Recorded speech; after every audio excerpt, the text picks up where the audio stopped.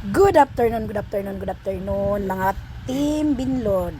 Nami diri karon sa padulong mi og Kidapawan. Taas-taas among biyahe kay kaganina gikan mi og airport. Balik mi padulong mi og Mintal. Pagkahuman sa Mintal diretso mi og Kidapawan GRS. So medyo layo-layo gid ang amo ang biyahe. Karon kay init po kayong panahon. Ay, bugikan Sam. Karon kay sa sige na mo sige na mo dagan sa sakyanan. Ako na lang ninyo kalingawan og ipakita nako ang dalan sa Makilala. Paguman padulong na ni siya sa Kidapawan GRS. Mao lang niya mong ipakita sa inyo. Flex na mo ni nga mao ni ang ilang dalan diri Makilala padulong sa Kidapawan. So daghan kay silang mga establishment gyapon diha mga kabinlod. Dako pud ang ilahang Kidapawan. Daghan pud silang mga store diri.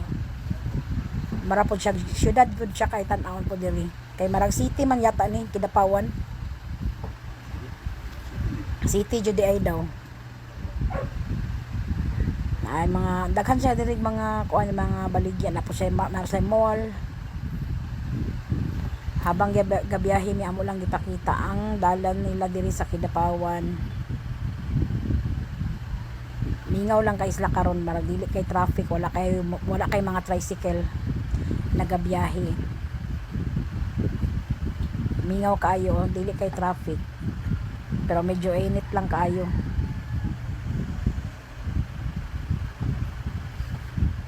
Mao ni siya. Amo lang ipakita ang ilahang mga linya sa ilahang dalan sa Kidapawan. Diri na sila. Wala ilahang tricycle ha, ilahang color silang tricycle diri is white. White na ilang mga tricycle din ha. White.